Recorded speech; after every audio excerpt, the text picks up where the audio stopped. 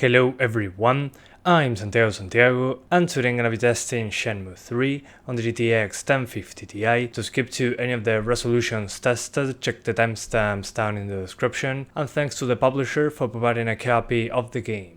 So on this card I'll show you 1080p, 900p, 720p and 1440p. For 1440p I'll show you only one configuration, trying to be over 30 frames per second. Then on the other resolutions, one aiming for 60 frames per second and the other one trying to be over 30 with the highest visuals possible. For 900p and 1080p I had to do mostly the same thing, high or very high for over 30 frames per second, and then to be over 60 all the time, just medium settings, because the difference in performance between high and very high is super tiny.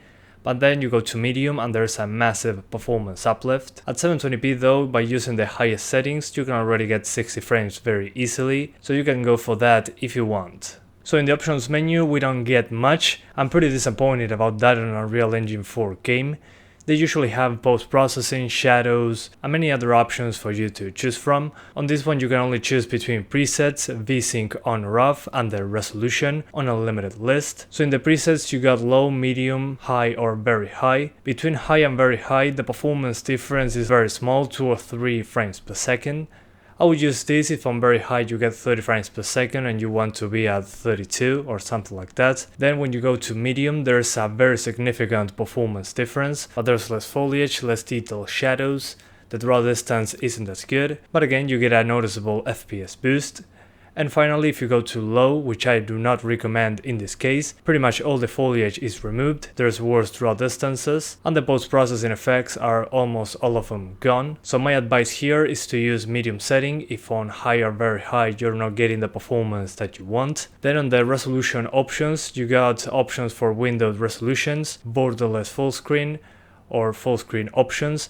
In the full screen options, I couldn't find 900p or 1800p, for example. I only found 720p, 1080p, 1440p and 4K. So if you want to use, for example, 1800p or 900p, my recommendation is to set your Windows resolution on your screen to 900p or 1800p, and then inside the game use borderless full screen. That will render the game at the resolution that you chose on your desktop. Considering how this game is, I don't really think that 60 frames per second is absolutely necessary. The fighting didn't seem very responsive, there's a lot of dialogue and cinematics going on, but if your PC is good enough, you can go for it. For the testing I ran around one of the first areas of the game, so I went through a lot of places with tons of foliage. Then once I get into the small village, you'll see a noticeable performance hit, especially in the main square, and that was pretty much my test. I don't know how the city areas run, but once I get there I'll update the description to let you know if there's a huge difference. On the CPU side I didn't see much of a problem. There are some stutters every now and then when you get to the villages, but it doesn't seem to be CPU related. So a quad-core CPU should be more than enough to handle this game at 60 frames per second. But anyway guys, that's about it. I hope you keep enjoying the video, thanks for watching and see you next time!